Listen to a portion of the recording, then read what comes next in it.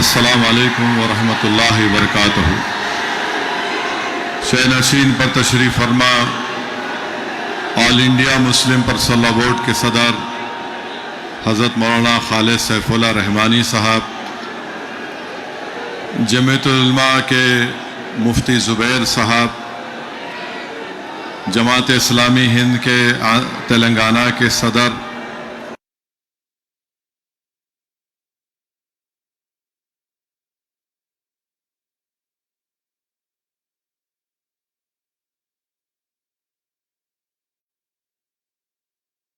सुनने वाली मेरी इज़्ज़तदार माँ और बहनों और मोहतरमा जलीसा यासीन सुल्ताना साहिबा, जो all India Muslim personal law board के शुबे ख़वातीन के कन्वीनर हैं, मेरे अज़ीज़ दोस्तों और बुज़ुर्गों, मैं आपसे एक बात अर्ज़ करना चाहता हूँ कि हम पहले दो नारे लगाएंगे, आप और हम मिलकर दो नारे लगाएंगे, मगर जो मैं पहला नारा लगाऊंगा उसमें इस दारुस्सलाम के ग्राउंड से कोई उसका जवाब नहीं देगा।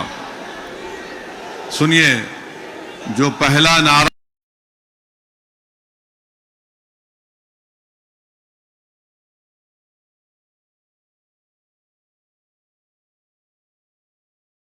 हम लगाएंगे, आप भाई साहब आप नारे लगाएंगे या सुन रहे हैं बात को? बैठिए, बैठो, बस करो, ठहरिए।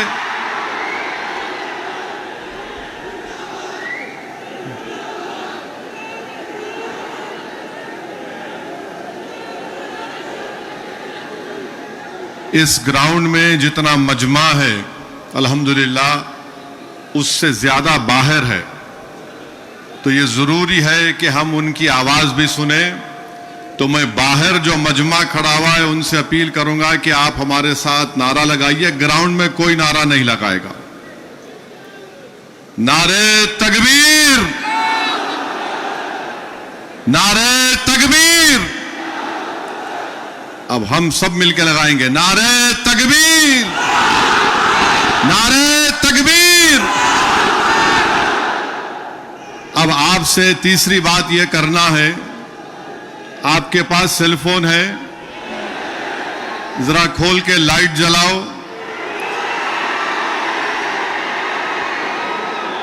ताकि हमारे बीजेपी वालों की दिमाग की बत्ती जले। लाइट खोलो ताकि हम इस वक्फ कानून के खिलाफ पूरे मुल्क को पैगाम दे सकें। हमारे खवातीन भी फोन की लाइट खोल सकते हैं। आप जरा मीडिया वाले दिखाओ।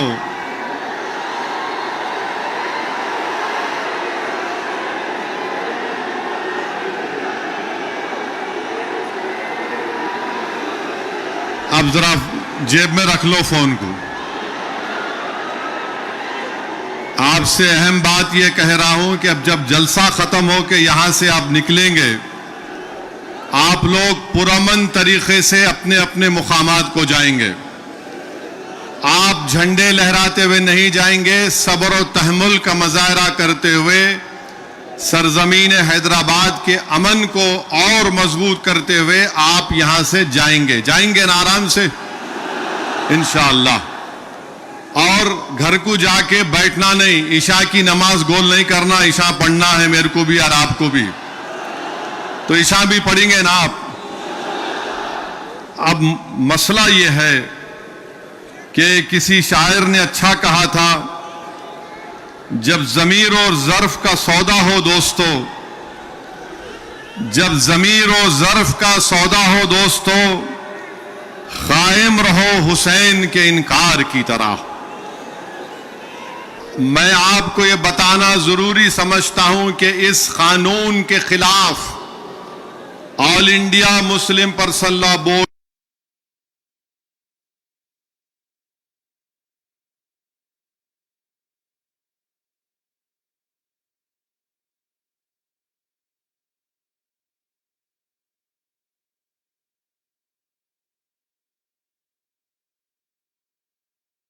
हम सिर्फ अपने कब्रस्तानों को या ईदगाह को बचाने के लिए एहतजाज नहीं कर रहे। हम एहतजाज इसलिए कर रहे हैं कि जो सियासी ताकतें आज इस मुल्क पर हुक्मरान हैं वो हमको मिटाना चाहते हैं और हम उनको ये बताना चाह रहे हैं कि हम अपने आप को मिटने नहीं देंगे। इंशाअल्लाह ताला जमहूरी तरीके से तुम मिट जाओगे। हम उनको बताना चाह रहे हैं कि हम झुकने वाले नहीं हैं। हम अंग्रेजों की 200 साल की गुलामी को कबूल नहीं किए, तो हम तुम्हारे इख्तिदार में तुम जो बैठे हो और तुम ऐसे कानून बना रहे हो जो हमारे आईन और संविधान के फंडामेंटल राइट के खिलाफ है। मैंने पार्लियामेंट में उस कानून को फाड़ा तो सिर्फ अपने तौर पर नहीं फाड़ा, बल्कि भारत के गयूर तमाम हिंदुस्तानियों की तरफ से उस कानून को फाड़ा, जो हिंदू भी है, मुसलमान भी है, सिख भी है, ईसाई भी है, जो आज भी इस मुल्क की खूबसूरती को पहचानते हैं। भारत की खूबसूरती उसका इत्तेहाद है, भारत की खूबसूरती उसका भाईचारा है। भारत की खूबसूरती नरेंद्र मोदी नहीं है मेरे अजीज दोस्तों और बुजुर्गों। भारत की खूबसूरती उसका भाईचारा है। भारत की खूबसूरती उसकी मस्जिद भी है, मंदिर भी है, दरगाहें भी है, खानकाएं भी है। और जो लोग इस भाईचारगी को खत्म करना चाहते हैं वो भारत को कमजोर कर रहे हैं। तो हमारा एहतजाज इसलिए भी है कि वो लोग जो हमको सफ़े हस्ती से मिटाना चाहते हैं, हम उनको पैगाम देना चाहते हैं कि हम मिटने वाले नहीं हैं। मैं बार बार कह चुका हूं, जब तक हम दुनिया में जिंदा है कयामत नहीं आएगी। जिस दिन हम चले जाएंगे सूर फूका जाएगा, याद रखो। और अगर बीजेपी ये समझ रही है कि उन्होंने 2014 में इख्तिदार पर आए तो पहले ट्रिपल तलाक का ऐसा कानून बनाया जो मुस्लिम खवातीन के खिलाफ बनाया, फिर उसके बाद उन्होंने CAA का कानून मजहब की बुनियाद पर बनाया, फिर उसके बाद उन्होंने UAPA के कानून को गंदे तरीके से उसको और ताकतवर बना दिया, फिर उसके बाद उन्होंने मजहब तब्दीली का कानून अपनी बीजेपी जहां पर इख्तिदार में रियासत में बनाया, फिर अब वो यूनिफॉर्म सिविल कोड बनाने की बात कर रहे हैं। 11 साल से नरेंद्र मोदी सिर्फ मुसलमानों की मजहबी शनाख्त पर हमला कर रहे हैं। 11 साल से नरेंद्र मोदी सिर्फ मुसलमानों की मस्जिदों को छीनने की कोशिश कर रहे हैं। 11 साल से नरेंद्र मोदी मुस्लिम खवातीन को ताकतवर बनाने के बजाय उनके सरों से हिजाब को छीन रहे हैं।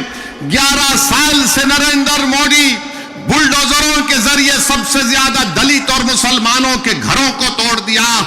अब यूनिफॉर्म सिविल कोड के नाम पर हमारी शरीयत को हमसे छीनना चाहते हैं।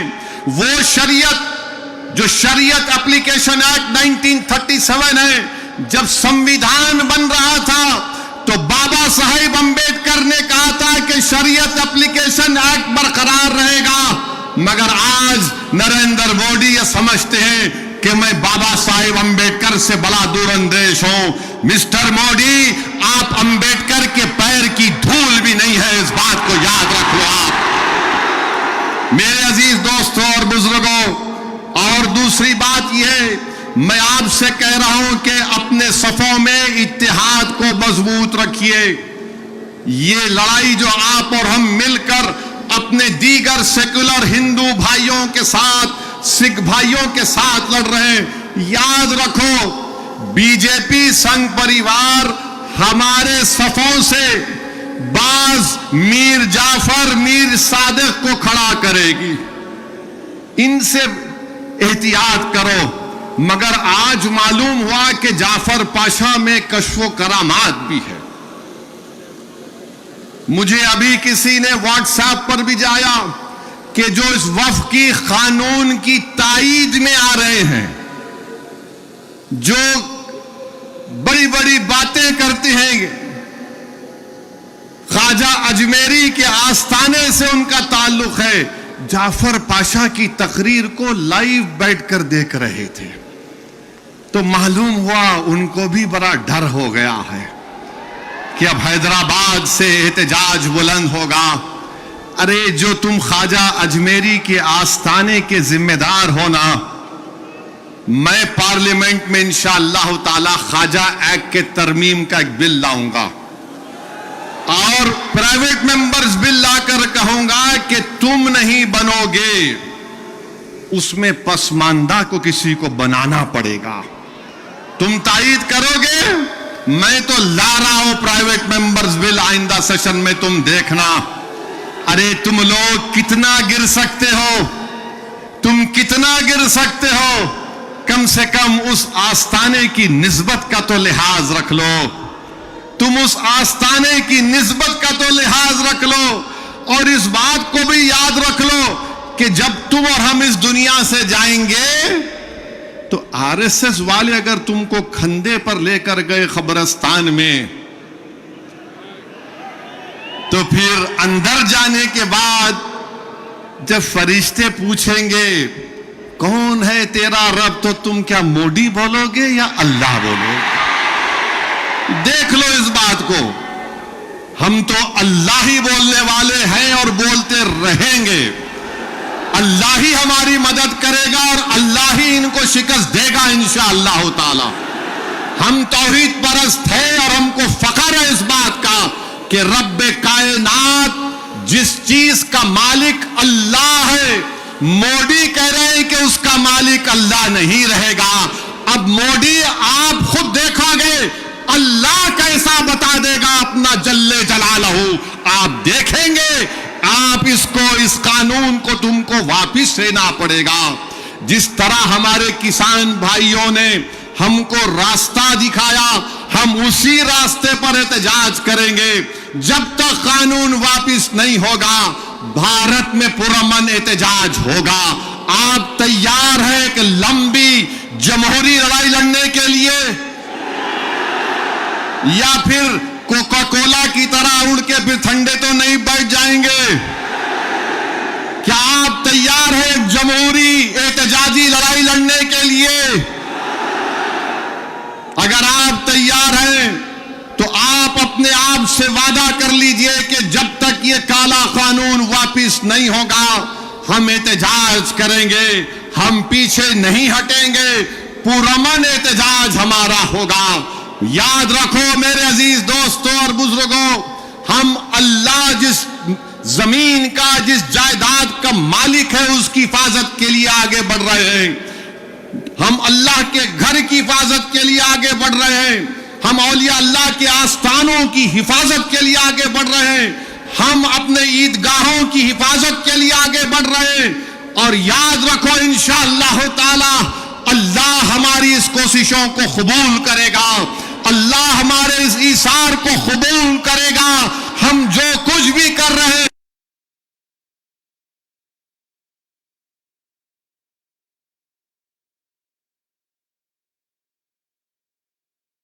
एहतजाज होगा, उसमें हिस्सा लीजिए, उसको कामयाब करिए। ये कोई सियासी पार्टी का एहतजाज नहीं है, ये इलेक्शन के वोटों को बटोरने का एहतजाज नहीं है। जिस चीज का मालिक है उसकी हिफाजत करने के लिए एहतजाज हो रहा है पूरे मुल्क में इंशाअल्लाह ताला।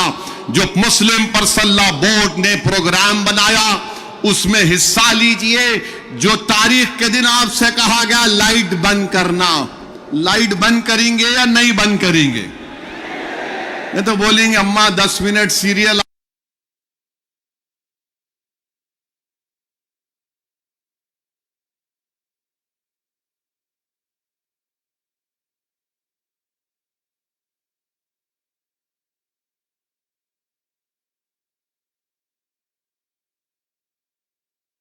खड़े होना है अपने हिंदू भाइयों के साथ, अपने सिख भाइयों के साथ।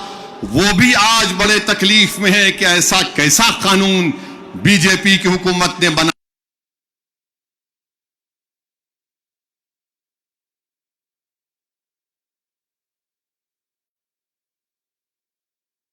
वो हमारे दीनी भाई हैं। मेरे भाई, खुदारा उनके बारे में कोई गलतफहमी मत रखिए। मैं आपको बता रहा हूं, नरेंद्र मोदी ने इस मुल्क को गुमराह किया। मैं और अब्दुल्ला साहब, हम लोग पार्लियामेंट की कमेटी के मेंबर थे। Mister Abdullah, I am saying to the people of Hyderabad and to the people of India that during the deliberations of the joint working committee, the Bora community had come, Dawoodi Bora community had come to the committee along with King's Counsel Mr. Salve, Harish Salve, and they had given a representation. You remember, they wanted exclusion from the Waqf Act. They had clearly said, we have nothing to do with this bill. The Dawoodi Bora have clearly stated that in 1962 the Supreme Court has given them a definite definition of religious denomination. The Dawoodi Bora have said, if you remember, that they believe in the concept of Dail Mutlaq. And this Waqf bill goes contrary to that. It is part of their faith. मैंने ये कहा कि अपने दाऊदी बोरा भाइयों की ईमानदारी पर हरगिज शक मत करो। नरेंद्र मोदी हमारे इत्तेहाद को कमजोर करना चाहते हैं। दाऊदी बोरा के लोग पार्लियामेंट की कमेटी के पास आए थे, लंदन से मायानाज वकील किंग काउंसिल जनाब हरीश साल्वे साहब को लाकर पार्लियामेंट की कमेटी के सामने कहा कि हम 2024 का कानून नहीं चाहिए, हमको वक्फ से अलहदा करो। क्योंकि दाऊदी बोरा जो एक शियाओं की ब्रांच है, उन्होंने कहा कि हमारे पास दाइल और मुतलक है। उनके जो रूहानी पेशा है मुफद्दल साहब, अल्लाह उनको सलामत रखे, वो उनकी मौजूदगी में कोई मुतवल्ली नहीं हो सकता। लिख कर दिया उन्होंने कि हमको इस वक्फ एक्ट से लेना देना, नियम को निकाल दो।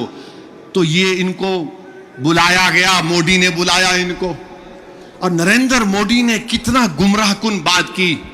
बैठ के कहा कि मैंने 3 साल पहले ये बिल बना दिया, आप लोगों को नहीं मालूम होगा, मैंने भिजा दिया आपको और कहा कि कॉमा फुल स्टॉप लिख दो।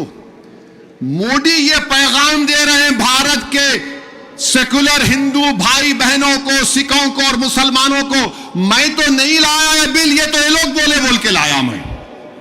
आप समझ रहे हमारी बात को?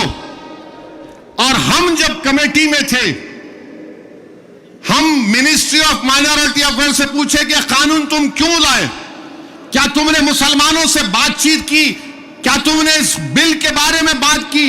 एक वर्ड नहीं बोल सके वो लोग। The committee when called the Ministry of Minority Affairs, they didn't have anything to say. Why did they bring this bill? You are witness to it.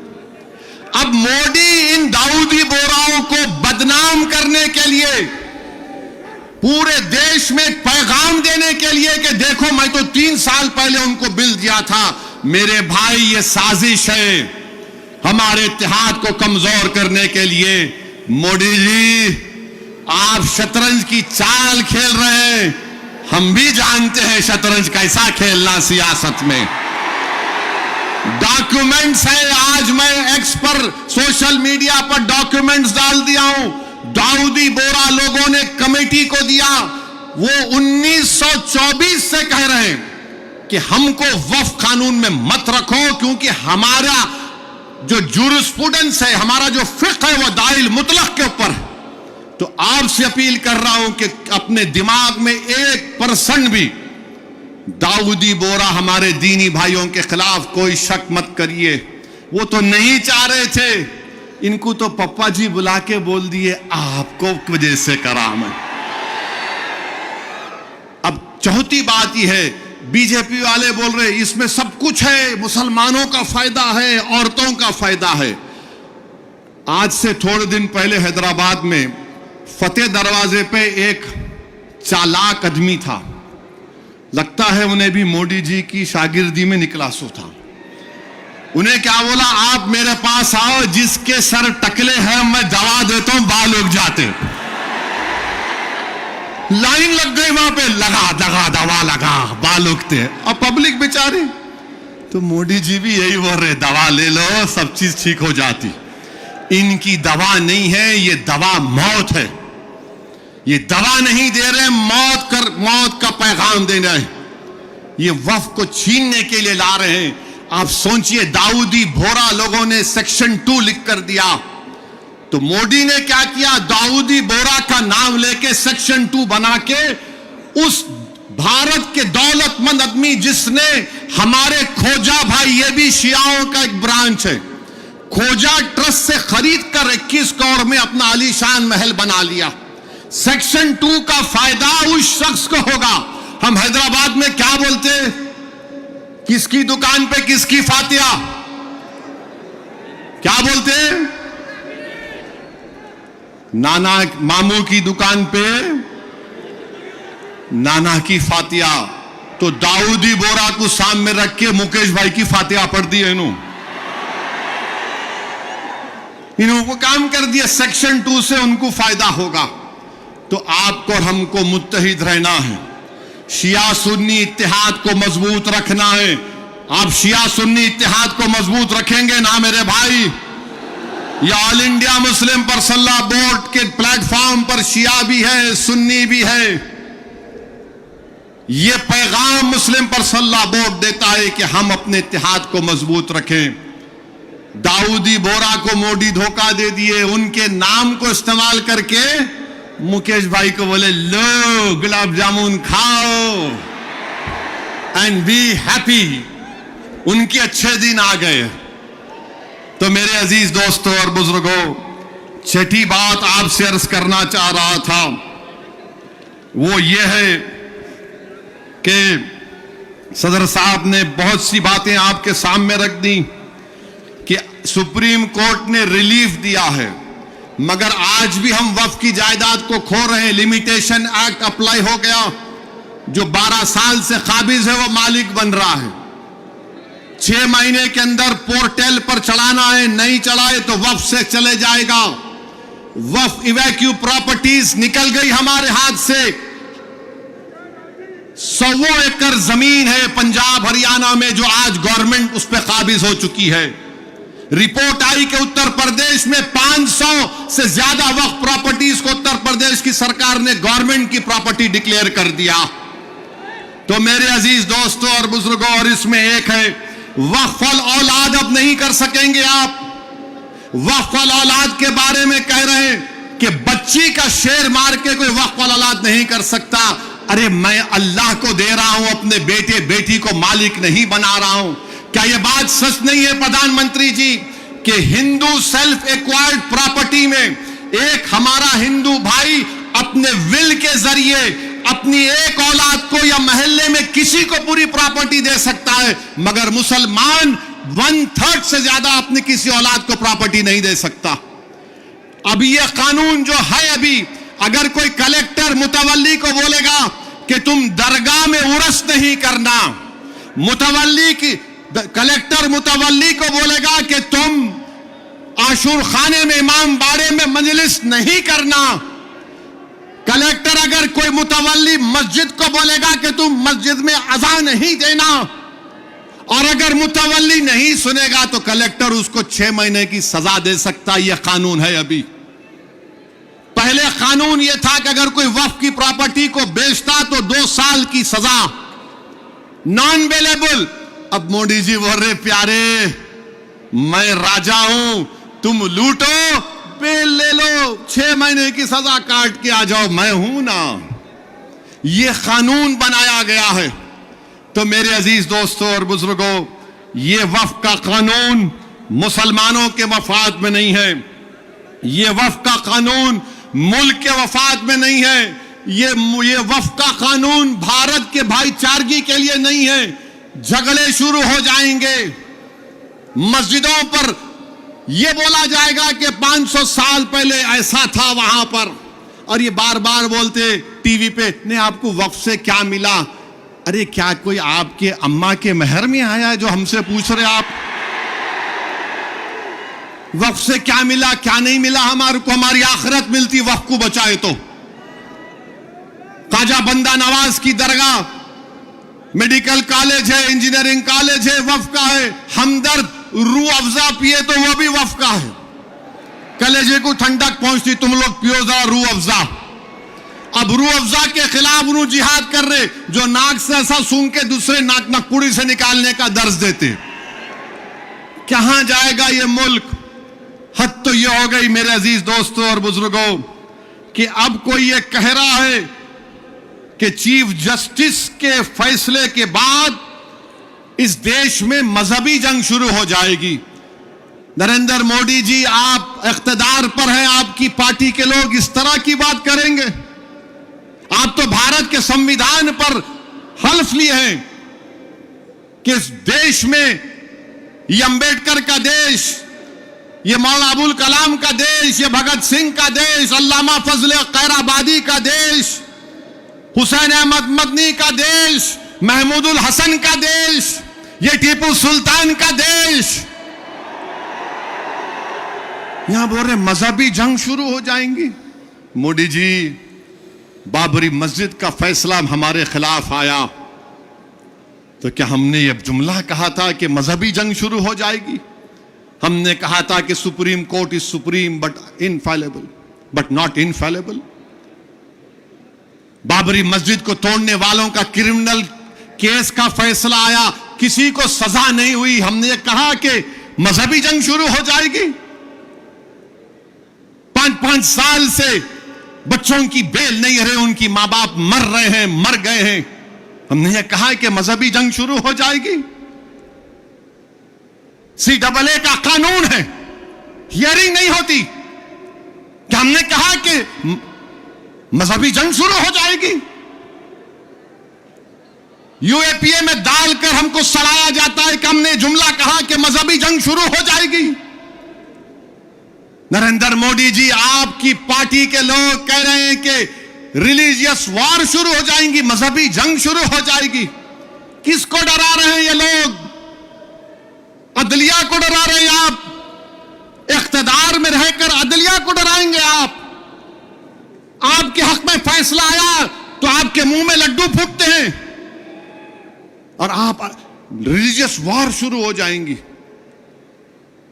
यही फर्क है हम भारत के उन मुहिबान भारत में जिसमें हिंदू मुसलमान भी है। हम जब हमारी मर्जी के खिलाफ भी फैसला आता है हम उसको कबूल करते हैं।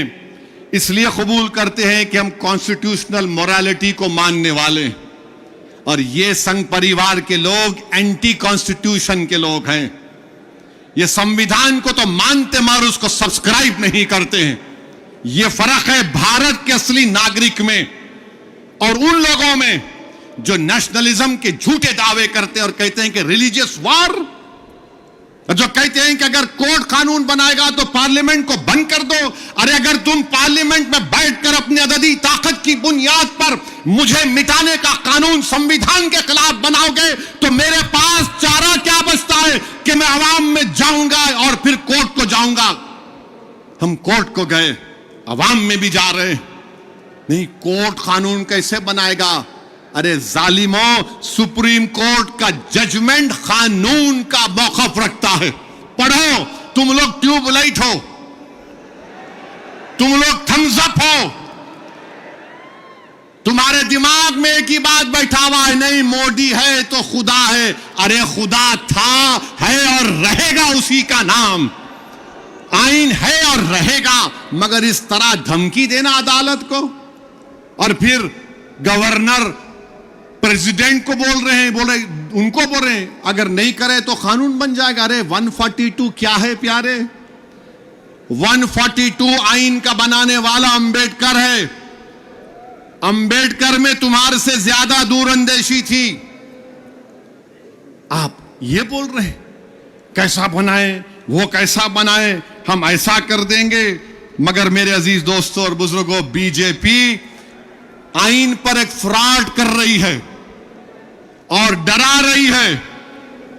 रिलीजियस वार की धमकी बीजेपी दे रही है। मिस्टर मोदी, कौन रेडिकलाइज हो चुका है बताओ? आप सत्ता में आप हैं, आपके लोग रेडिकलाइज हो चुके हैं। इतना रेडिकलाइज हो चुके हैं कि कोर्ट को धमकी दे रहे हैं, रिलीजियस वार हो जाएंगी।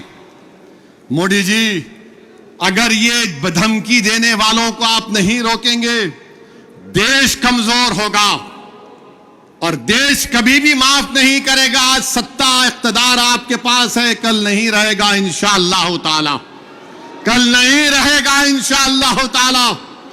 अब भारत का हिंदू भी जान चुका है कि वक्फ का कानून बनाए तो क्या मेरे को नौकरी मिलती। हिंदू जान चुका है कि मुसलमानों की नफरत को दिखाकर, मुसलमानों को डराकर वोट बटोरती आई बीजेपी। दिखाने के लिए कुछ नहीं है। 4.5-5% नौजवानों में बेरोजगारी है। उनके बेरोजगारी को दूर करने का कोई प्रोग्राम नहीं, मगर सिर्फ मुसलमानों को नफरत का निशान बना दो। तो मैं हमारे हिंदू भाइयों से भी अपील कर रहा हूं, जो आपके एंडोमेंट बोर्ड के लिए अच्छा है वो हमारे लिए भी अच्छा होना चाहिए। जो सिख गुरुद्वारा प्रबंधक कमेटी के लिए अच्छा है वो हमारे लिए भी अच्छा होना चाहिए। हमारा मुतालबा सिर्फ यही है कि हम अपनी वक्फ की जायदादों की हिफाजत कर सकें। और ये लोग बोलते नहीं, वो उन्होंने ऐसा कर रहे, आजकल मुझ पर भी उंगली उठा रहे। मेरे भाई, मेरी उम्र दरियाफ्ती की नहीं है अब, और तुम याद रखो, तुम जो कुछ बोल रहे ना, मैं सियासतदान भी हूं और आधा वकील भी हूं। तो तुम्हारा वीडियो है मेरे पास, तुमको हैदराबाद आना पड़ेगा प्यारे। तुमको शॉपिंग कराएंगे।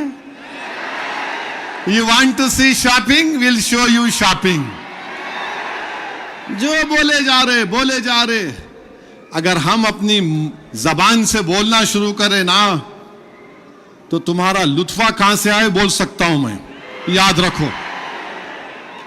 माफ करना, उलमाए कराम की मौजूदगी में बोल रहा हूं। वक्फ की कानून की मुखालिफत किस बुनियाद पर की जा रही है आप देखो। ये हो जाएगा, वो हो जाएगा, कुछ नहीं होगा, सिर्फ जायदादों को लूटने के लिए किया जा रहा है। तो इंशाअल्लाह ताला जो पर्सनल लॉ बोर्ड का एहतजाज पूरे तेलंगाना में होगा, मुल्क में होगा, अब तालकटोरा स्टेडियम में भी 22 को होगा। मैं हमारे तमाम से अपील कर रहा हूं, इसको कामयाब करिए। आपसे भी अपील कर रहा हूं कि हमको एक लंबी लड़ाई लड़ना है जमहूरियत में। कानूनी लड़ाई लड़ रहे हमारे वकील, अल्लाह हमारे वकला को सलामत रखे, अल्लाह उनको और हिम्मत दे, और अल्लाह हमको हिम्मत दे, अल्लाह हमारे ईमान को सलामत रखे। याद रखो मुसलमानों, बगैर ईमान के हम एक जिंदा लाश की तरह हैं, बगैर मस्जिदों के हम कुछ नहीं हैं, बगैर जायदादों के जिसका मालिक अल्लाह अगर कोई और कब्जा कर लेगा तो हम क्या जवाब देंगे रब्बे कायनात के सामने। थोड़ी तकलीफ उठाना पड़ेगा। आज मगरिब की नमाज पढ़ते वक्त इस चादर के नीचे कंकर हमारे घुटनों को चुबा रहे थे, और हम ये उम्मीद कर रहे थे कि इमाम साहब जल्दी नमाज खत्म कर लेंगे। आधे मिनट के लिए सोचो कि 50,000 फलस्तीनी शहीद हो गए मेरे भाई, 11 लाख बेघर हो गए, 15,000 बच्चे मारे गए, 18-17,000 के करीब खवातीन शहीद हो गई हैं। मगर उनका जज्बा देखो, वो कह रहे हैं कि हम मरने को तैयार हैं मगर अपने ईमान का सौदा करने के लिए तैयार नहीं। तो भारत के लोगों, तुमको मजलूमों से आवाज आ रही है कि हक की कामयाबी के लिए, बातिल को शिकस्त देने के लिए हम 75 साल से अपनी नस्लों को कुर्बान कर दिए। तुमने और हमने नजारे देखे कि एक मां कह रही है अपने बेटे के कफन के सामने, कह रही है कि या रसूल अल्लाह सल्लल्लाहु अलैहि वसल्लम, मैं अपने बेटे को आपके पास रवाना कर रही हूं। हम एक बाप को सुन रहे हैं बोलते हुए अपने बेटे की लाश के सामने कि या रसूल अल्लाह सल्लल्लाहु अलैहि वसल्लम, जो दुनिया खामोश बैठी हुई है, आप उनकी शिफा नहीं करेंगे अचर के मैदान में। मेरे अजीज दोस्तों और बुजुर्गों, हमको सिर्फ पुरअमन एहतजाज करना है, ताकि हम आने वाली नस्लों को बता सकें कि 2025 में ऐसे भी नौजवान और बुजुर्ग और खवातीन थे जिन्होंने वक्त के फिरौन के सामने झुकने की तो बात तो छोड़ो, उन्होंने उसकी तकालीफ पर उफ भी नहीं कहा। हम जमहूरी तरीके से लड़ेंगे। हमारे किसान भाइयों ने हमको रास्ता बताया, कानून को वापस लेना पड़ेगा। जैसा कि मुस्लिम पर्सनल लॉ बोर्ड का नारा है, देश बचाओ, संविधान बचाओ, वक्त बचाओ। तो नारा लगाओ, संविधान बचाओ, वक्त बचाओ, संविधान बचाओ, वक्त बचाओ।